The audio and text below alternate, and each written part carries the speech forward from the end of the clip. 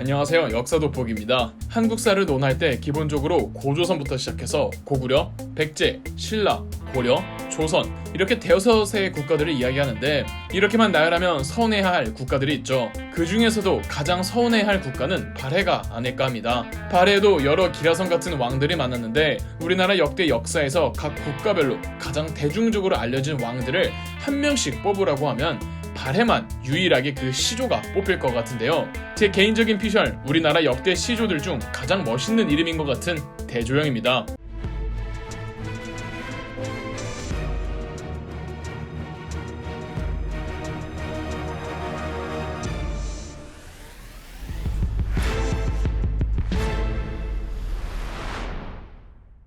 발해의 옛 영토는 현 대한민국의 땅이 아니다 보니까 발해의 역사와 문화가 다소 생경하고 살짝 이국적으로 다가오는 점이 분명 있습니다. 발해는 단 하나의 아이덴티티로만 정의하거나 규정짓기에는 아주 복잡하고 다채로운 문화를 소유한 국가였습니다. 지금이야 발해의 옛 영토가 중국과 러시아 땅이지만 당시에는 러시아는 아예 없었고 중국의 전통적인 영역도 아니었던 만큼 지금 그 어느 나라 민족이 봐도 상당히 독특한 정체성을 갖고 있던 나라가 발해가 아닐까 합니다. 발해가 이토록 해석의 여지가 분분한 만큼 그 시조인 대조영에 관해서도 숱한 관심들이 쏟아지고 있는데 이 대조영이라는 인물, 만주라는 공간, 7세기의 시대상 이렇게 삼각 구도 속에서 이야기를 풀어나가 보도록 하겠습니다.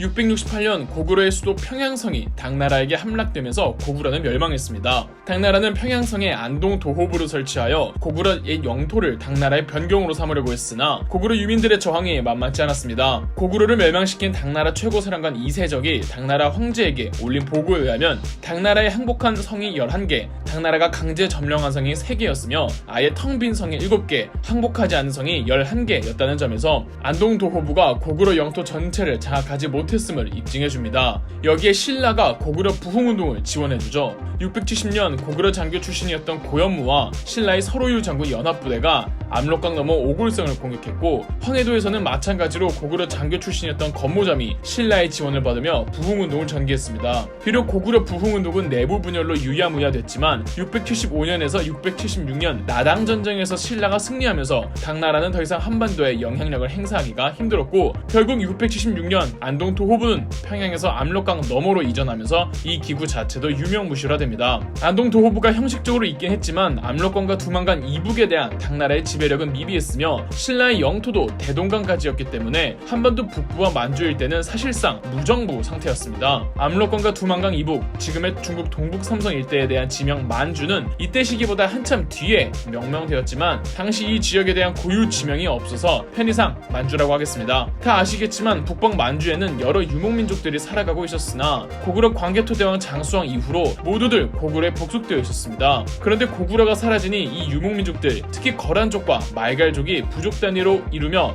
기승을 부렸습니다. 당나라는 이들에 대한 지배력을 어떻게든 행사하려고 했고 이 유목민족들은 때로는 당나라의 머리를 조아리거나 또 때로는 저항하며 당나라 정부와 밀당을 하고 있었죠. 그중 요하의 서쪽, 즉 요서 지방엔 당나라가 영주라는 행정구역을 두었는데 이곳의 주민 비율은 거란족이 압도적으로 많았습니다. 그런데 당시 영주자사였던 당나라 관리 조문회가 거란족들을 상대로 매우 차별적이고 폭압적인 전행을 일삼자 분노한 거란족들은 이진충 그리고 그의 처남 손만영을 중심으로 영주에서 들고 일어납니다. 이진충과 손만영은 조문회를 살해하고 696년 거란족들을 모아 영주를 장악하자 심지어 당나라 정부는 이들을 효과적으로 막지 못했고 요서 요동 지역에 대해 대혼란이 옵니다. 이 혼란을 틈타 고구려 유민들과 말갈족이 대거 동쪽으로 이동하는데 그 세력을 이끌던 사람이 걸걸중상과 걸사비우였습니다. 이 걸걸중상이 바로 대종의 아버지인데 이들은 왜 영주에 있었던 걸까요?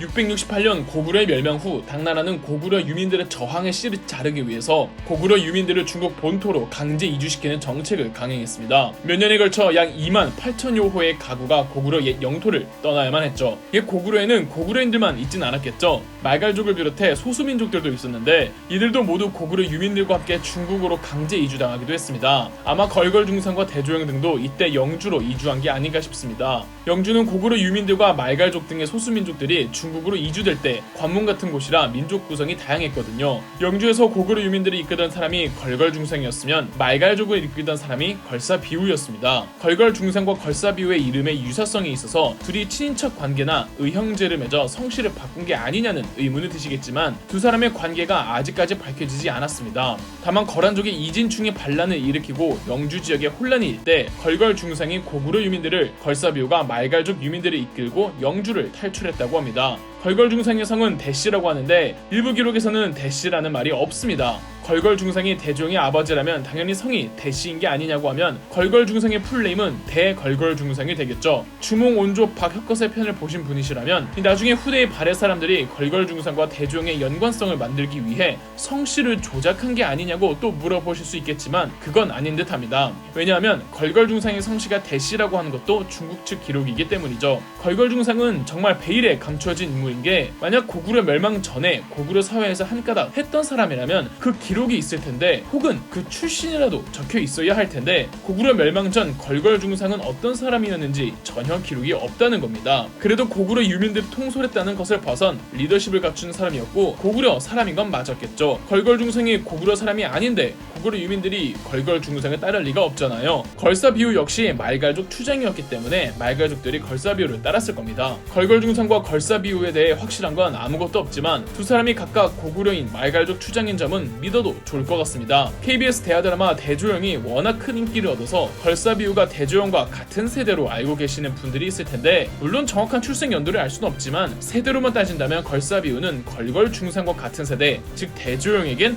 아버지뻘이었습니다. 걸걸중상과 걸사비우가 사실상 공백의 상태였던 동만주 일대에 세력을 다집니다. 걸걸중상과 걸사비우가 처음 도착한 곳이 어딘가는 의문투성이지만 일부 기록에서는 백두산 동북쪽 지금의 대석하라는 강 근처였다고 합니다. 당나라 정부는 걸걸중상을 진국공, 걸사비우를 허구공으로 임명해 즉 제후로 임명해서 처음에 회유하려고 했습니다. 당나라 정부가 걸걸중상을 진국의 제후로 임명하려 했다는 제스처는 이미 걸걸중상이 초보적인 형태의 자치정부를 세웠고 그 이름을 진국이라고 표방했다는 거겠죠. 우리는 흔히 대조영이 처음부터 진국을 건국했다고 알고 있지만 그 전신격인 정부는 이미 걸걸중상 때에 기초를 닦아놓은 상태였습니다. 한편 걸사비우는 당나라의 제후 임명을 거절했습니다. 이 걸걸중상이 거절했다는 기록은 없는데 곧바로 당나라 정부에서 추격군을 파견한 것으로 봐선 걸걸중상도 제후 임명을 거절했을 겁니다. 당나라가 임명하고 말고를 떠난 자치정부임을 강조하고 싶었겠죠. 아니면 거절하기 전에 걸걸중상이 죽었을 수도 있습니다. 걸걸중상의 정확한 사망 시점은 알 수 없지만 당나라에서 보낸 추격군이 오기 전에 이미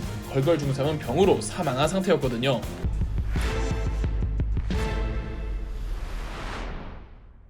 당나라의 회유책이 거절당하자 당나라 정부는 곧바로 추격군을 편성했습니다. 추격총 지휘관은 거란족 출신의 당나라 장수 이해고였습니다. 걸걸중상과 걸사비우가 영주를 탈출할 수 있었던 직접적인 계기가 되었던 사건 이진충의 난이 있었잖아요. 이진충과 그의 처남 손만영은 영주자사 조문회를 죽이고 영주성을 함락시켰죠. 이해고는 이 손만영의 부장이었습니다. 이진충은 반란을 일으키고 얼마 안 돼 병으로 사망하고 손만영이 반당 세력을 지휘하고 있었습니다. 그런데 이진충의 아들이 왜 자기가 아니라 손만영이 거란족을 지휘하는 부족장이 되냐며 불만을 품고는 더 북방에 있던 돌궐족에 투항해버렸습니다. 여기에 당나라 정부가 돌궐족에게 손만영을 공격해달라는 정치적 거래를 제안했고 돌궐족은 손만영을 공격해 큰 타격을 주었습니다. 돌궐족의 공격에 탄력받은 당나라 정부도 자체적으로 토벌군을 꾸려 손만영을 공격했으나 되려 골짜기에서 유인책에 당해 괴멸되어 버리는데 이 작전을 수행한 사람이 다름 아닌 이해고였습니다. 손만영과 이해고는 베이징 근처까지 진격하는데 돌궐족이 거듭 공격해준 탓에 결국 697년 거란족 반란군은 1년여 만에 소멸되고 손만영은 도주하다가 부하에게 피살당했습니다. 그러나 이해고는 당나라 정부에 항복했죠. 설령 적이라고 하더라도 민족을 불문하고 항복한 장수나 인재에 대해 개방적이었던 당나라 정부는 이해고를 중용했습니다. 마침 걸걸중상과 걸사비우 등이 고구려 유민들과 말갈족을 병합해 자치정부를 세우려고 하자 당나라 정부는 698년 이해고에게 토벌 명령을 내렸던 거죠. 그 토벌군 규모는 기록이 있긴 한데 별로 믿을 수 있는 숫자가 아니라 넘어가지만 그래도 병력이 결코 적지는 않은 대병력이었을 겁니다. 걸걸중상 사후 고구려 유민 말갈 연합정부를 이끌던 걸사비우가 이해고의 추격군과 싸우는데 싸우던 중 전사하고 맙니다.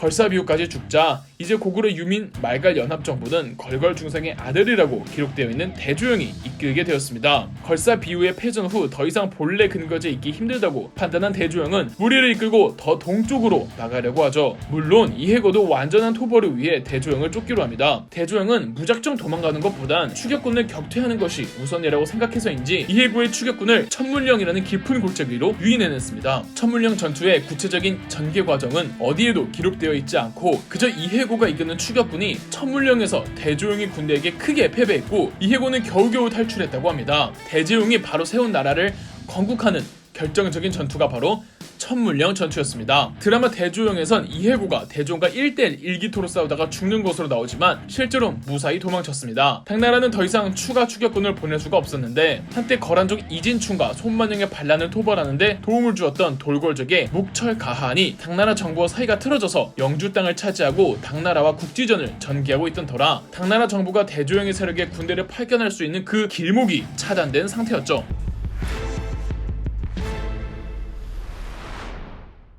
698년 지금의 중국 길림성 돈화시에 도착한 대조영과 그 세력은 동모산의 도읍을 정하고 국가를 선포했으니 국명은 진국이었습니다. 원래 이 세력을 이끌었던 걸걸중상과 걸사비후 사후 고구려 유민과 말갈족 연합 세력을 하나의 구심점으로 모을 필요가 있던 대조영은 계승의식을 내보이고자 일부러 국명을 진국으로 유지한 듯합니다. 그러나 대조영도 아버지의 영향력으로부터 벗어나고 싶기도 하고 본인이 국가의 시조로 거듭나기 위해선 국명을 계속 진국으로 유지할 시 그 시조는 자기가 아닌 아버지 걸걸중상이 되기 때문에 곧바로 국명을 발해로 바꾸었습니다.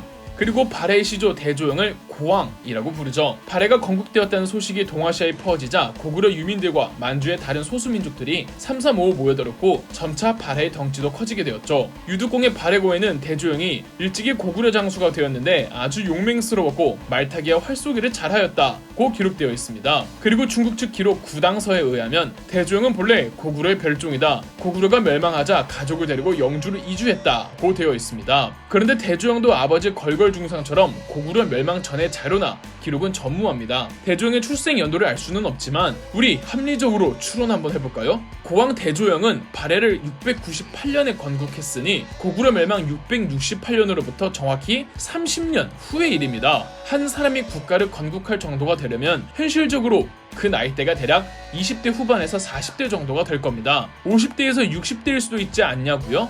물론 그럴 수도 있지만 대조영의 재위기간이 무려 21년이라는 점과 당시 평균 연령을 감안했을 때 발해 건국 당시 대조영의 나이는 20대 후반에서 혹은 30대에서 40대로 보는 게 맞을 듯합니다. 그러면 고구려가 멸망했을 그때쯤 대조영은 이제 겨우 태어났거나 10살 정도 어린아이였다는 겁니다. 상식적으로 10살이 고구려의 장수가 되긴 힘들겠죠. 만약 대조영이 50대에 발해를 건국했더라면 고구려 멸망 당시 대조영의 나이는 20대이고 그러면 고구려의 장수일 수는 있으나 구당서의 기록 중 고구려의 별종에서 이 별종이라는 단어에 대해 해석이 분분합니다. 그래서 대조영이 고구려와 얼마만큼 연관이 되어 있는지는 의문투성이며 걸걸중상과 대조영의 부자관계도 의심하는 사람도 있습니다. 그런데 제 나름 반박해보자면 일제강점기 독립운동가분들 중에는 1910년 그 이후에 그러니까 한반도가 강제 병합된 그 이후에 태어나신 분들이 많습니다. 이분들은 태어나자마자 한국이 식민지였기 때문에 주권을 가지고 있는 국가를 본 적도 겪어본 적도 없는 분들입니다. 그럼에도 이분들은 목숨을 걸고 나라를 되찾기 위한 독립운동에 뛰어들었습니다. 대조영도 같은 맥락이지 않았을까 싶습니다. 자기 아버지의 나라 무슨 이유에서든 자신과 어떻게든 관련이 있는 고구려에 대한 애착이 남다르지 않았을까 싶습니다. 이렇게 민족주의적으로도 해석할 수 있지만 대조영이 고구려 계승을 강조하며 발해를 세운 건 예전 고구려가 건국될 때 부여를 계승했음을 위시하고 백제가 건국될 때 부여 고구려를 계승했음을 나타내기 위한 선민사상의 연장선으로 해석할 수도 있습니다. 대조영의 발해 영토는 어찌됐든 고구려 유민들과 고구려에 복속했던 소수민족들이 거주하고 있었고 이들을 전부 끌어들이기 위해선 의도적으로 고구려를 계승할 수밖에 없었던 거겠죠. 만약 발해가 그 북방에서 백제를 계승했다고 해보세요. 방랑하고 있던 고구려나 말갈족 유민들이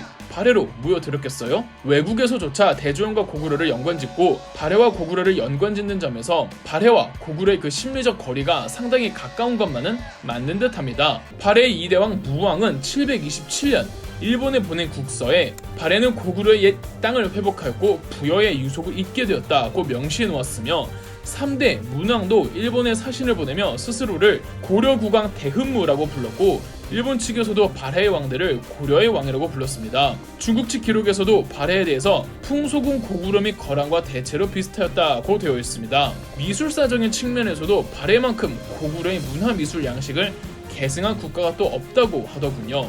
처음에 당나라는 발해의 존재를 부정하며 발해 말갈이라며 비하했지만 대조영의 거듭된 외교적 노력으로 당나라로부터 국가의 당위성과 존재감을 인정받기에 이르렀습니다. 대조영은 재위 기간이 무려 21년인데 그 긴 기간 무슨 일이 있었는지 구체적으로 기록된 바가 없어서 여전히 오리무중입니다. 이대 무왕부터 곧바로 팽창 전쟁에 나선 것으로 봐선 대종은 21년간 내정에 전념하며 내치를 다지지 않았을까 생각하고 있습니다. 나라가 건국되고 기반을 잡는 일이 하루아침에 뚝딱 만들어지는 게 아니잖아요.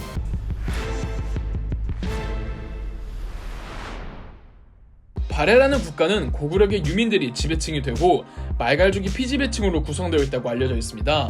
구체적으로 발해의 주민 구성은 어떻게 됐을까요? 한번 말씀드렸다시피 발해는 고구려 멸망 후 30년 후에 건국되었기 때문에 수많은 고구려 유민들이 발해로 몰려들었습니다. 일제강점기가 36년이었으니 발해의 건국은 고구려 유민들에게 광복과도 유사한 심정이었을 겁니다. 즉 피지배층에는 고구려계 사람들도 많았다는 뜻이죠. 물론 지배층은 대부분 고구려 사람들이었습니다. 그럴 수밖에 없는 것이 이전까지 말가족들은 국가를 세워본 경험이 없었습니다. 반면 오랫동안 국가를 운영해본 경험이 있는 고구려 사람들이 발해의 행정적 업무를 관할하는 것은 당연한 일이죠. 그리고 말갈족의 힘이 약해서 피지배층이 되고 고구려계 사람들의 지배에 복속되었다는 해석보다는 애당초 말갈족들은 고구려 멸망 전부터 고구려 정부의 관리를 간접적으로나마 받고 있었기 때문에 고구려 출신의 행정관들이 발해를 세우고 그들의 관리를 다시 받는 풍습이 전혀 이상할 것이 없는, 아니 오히려 전통적으로 그렇게 살아왔던 방식이니 그게 더 익숙했겠죠. 여기에 고구려 멸망 후 당나라 군대가 말갈족들에 대한 무차별적 학살을 자행하고 다니기도 하면서 말갈족의 위세가 많이 약해져 있기도 했고 말갈족 부족들도 세력을 회복하기 위해서 문명화된 국가의 보호를 어느 정도는 받을 필요가 있었다고 판단했습니다. 말갈족이 고구려계 사람들에게 복속된 것이 아니라 말갈족도 당당한 발해의 주민 구성의 일정 비율을 차지하는 엄연한 발해인이었던 거죠. 더불어 현재 한국 사학계에서 발해사 연구만큼은 타의 추종을 불허하는 서병국 교수님은 발해의 통치체제가 부족 단위로 살아가는 유목민족들이 아닌 철저하게 농경민족들에게 초점이 맞추어져 있다는 점에서 발해의 주민 구성 중 고구려계 사람들이 압도적으로 많았을 것이라고 주장하십니다. 말갈족 이야기가 나온 김에 조금 더 발해의 말갈족을 더 살펴보면 말갈족이라고 다 같은 말갈족이 아닙니다. 말갈족들 내부에서도 다양한 부족으로 나뉘고 그 중에는 고구려와 우호적 관계를 맺고 있어서 발해의 한 주민 구성이 된 말갈족도 있고 발해의 통치를 거부하면서 발해와 계속 싸우다가 복속되거나 나중에 다시 반기를 일으키는 말갈족들도 있었습니다. 중국 측 기록에 의하면 삼국시대 후반부에서 발해와 통일신라가 공존하던 남북국시대 언저리에 말갈족은 7개의 부가 있었답니다. 송말, 백돌, 안거골, 굴렬, 호실, 흑수, 백산 이렇게 말이죠. 이중 대조영을 도와 발해를 건국하는 데 일조한 말갈족은 송말부 말갈족이었습니다. 걸사비우가 바로 이 송말부 중 일부 부족을 이끌던 추장이었습니다. 원래 송말부는 고구려가 있었을 때부터 고구려에 충성했던 부족이라고 하더군요. 그리고 송마부 말갈족이 원래 살던 곳이 옛 부여의 영토 송화강 유역이라는 점에서 부여의 후예들이라고까지 말하는 사람들도 있습니다. 점점 발해의 영토가 확장되면서 자연스레 다른 말갈족 부들도 발해의 지배하에 편입되어 갔으나 발해 북방에 위치한 흑수부 말갈의 경우는 거듭 반란을 일으키며 발해 정부를 못살게 굴었다고 합니다. 발해의 최전성기 때 이르면 거의 모든 말갈족들이 발해 영토 안에 들어오게 되지만요. 그런데 여기서 말하는 말갈족, 그러니까 발해의 피지배층은 말갈족이었다고 할 때 이 말갈족은 만주와 러시아 극동 지역에 거주하던 모든 유목민족 혹은 소수민족들을 통칭해서 일컫는 넓은 의미의 말갈족입니다. 말갈족 중에서도 최소한의 농경생활과 문명화된 질서 속에 들어오려는 말갈족들은 발해의 지배를 순순히 받아들였지만 진짜 찐 소수민족들, 깊은 오지에 살며 그들을 부를 만한 별다른 명칭이 없어서 편의상 말갈족이라고 불렀던 고구려의 영토에도 잘 편입되지 않았던 그런 소수민족들에 대해선 발해가 그들 나름의 자치권을 행사하도록 내버려 두었습니다. 생활적인 측면 혹은 문화적인 측면을 봐도 고구려 문화 양식이랑 거의 동일하다는 점에서도 주민 구성은 고구려가 가장 많았지만 발해만의 고유한 문화에서 유목민족적인 향기도 심심치 않게 배어나온다는 점에서 발해는 일단 고구려를 가장 기반으로 하고 그 위에 다양한 유목민족들 혹은 소수민족들의 문화가 살짝 섞인 나라였다 정도로 말할 수 있겠네요. 발해 사람들의 숨결을 조금 더 느껴보자면 지금의 중국 흑룡강성 영안시가 옛 발해의 수도 상경성이었습니다. 이 안에는 높이가 무려 6m에 달하는 석등이 있는데 유홍준 교수는 이 석등을 보고 형태가 아주 장중하며 고구려의 기상을 이어받은 강인한 조형적 힘이 느껴진다고 말했습니다. 또 한 가지 꼭 소개해드리고 싶은 발해의 독특한 문화재가 바로 영광탑이라고 불리는 지금의 중국의 길림성 조선족 자치현에 가면 있는 높이 13m짜리의 벽돌탑입니다. 벽돌탑은 중국에서 유행한 양식이고 한국에선 그렇게 큰 인기를 얻지 못한 건축 양식인데 발해니까 이런 거 만든 거죠. 어떤가요? 기골이 장대해 보이면서도 우아한 자태가 느껴지지 않나요? 이게 발해입니다. 이렇게 구축된 발해만의 문화는 나중에 거란족에게 큰 영향을 주기도 한답니다. 그리고 이건 진짜 발해에 대한 TMI 중에 TMI인데 발해는 백두산의 토끼, 다시마, 된장, 사슴, 돼지, 말, 배, 면, 명주, 철, 붕어, 먹는 배가 특산물이었다고 합니다. 그리고 황제를 폐하, 국왕을 전하라고 부르잖아요. 발해의 신하들은 발해의 왕에게 기하라고 불렀답니다.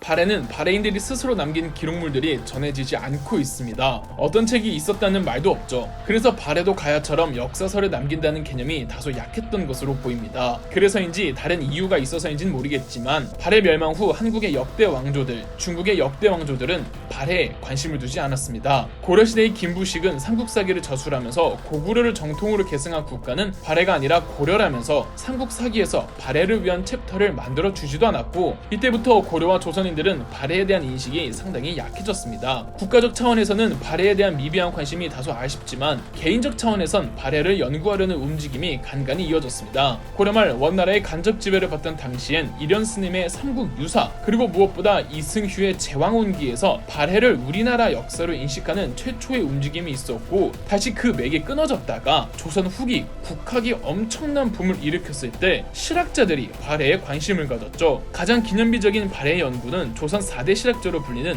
유두공의 발해고입니다. 유두공은 발해사를 삼국사기에 빠뜨린 김부식을 강하게 비판하면서 발해와 신라가 공존했던 두 시대를 표현하기 위해 남북국 시대라는 용어를 처음 만들었고 이 용어는 지금의 학계에서도 공식적으로 채택된 용어입니다. 현대에 들어서야 중국과 러시아가 발해에 눈독을 들이고 있죠. 유두공도 한탄한 부분이지만 정말 너무나도 안타까운 건 발해에 대한 기록과 문화재조차도 그다지 많지 않아서 여태 발해가 한국사의 사생아처럼 다뤄졌다는 겁니다. 그러한 아쉬움을 담아 끝으로 백석의 시 북방에서의 한 구절을 읽어드리겠습니다. 그럼 역사 돋보기였습니다.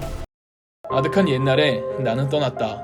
부여를, 숙신을, 발해를, 여진을, 요를, 금을, 흥안령을, 음산을, 아무르강을, 송화강을, 범과 사슴과 너구리를 뱀하다고 송호와 메기와 개구리를 속이고 나는 떠났다. 그동안 돌비석은 깨어지고 많은 은금 보화는 땅에 묻히고 까마귀도 긴 족보를 이루었는데 이리하야 또 한 아득한 새 옛날이 비롯하는 때 이제는 참으로 이기지 못할 슬픔과 시름에 쫓겨 나는 나의 옛 하늘로 땅으로 나의 태반으로 돌아왔으나 이미 해는 늙고 달은 파리하고 바람은 미치고 볼의 구름만 혼자 넋없이 떠도는데 아 나의 조상은 형제는 일가 친척은 정다운 이웃은 그리운 것은 사랑하는 것은 우러르는 것은 나의 자랑은 나의 힘은 없다. 바람과 물과 세월과 같이 지나가고 없다.